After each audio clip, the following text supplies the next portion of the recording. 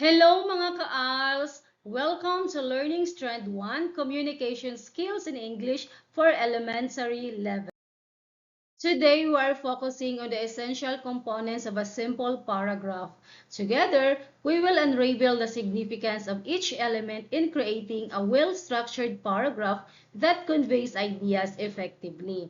So let's discuss about parts of a simple paragraph. Parts of paragraph. We have title, topic sentence, supporting sentence, and concluding sentence. What is paragraph? Paragraph is a group of sentences about one idea. It has about 5 sentences. Sometimes you can have fewer and sometimes you can have more. The first sentence of paragraph is indented.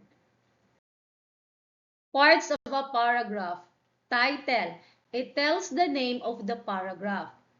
Topic sentence. It is the sentence that gives the reader an insight or idea of what the whole paragraph is all about.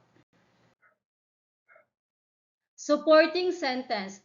These sentences make up the body of a paragraph and expand the topic sentence in detail. Concluding sentence. It is the sentence that marks the end of the paragraph. It summarizes the key point of the paragraph. Thank you all for joining me on this enlightening exploration of the parts of a simple paragraph. Throughout our journey, we have uncovered the significance of the title, topic sentence, supporting sentence, and concluding sentence in crafting coherent and engaging writing.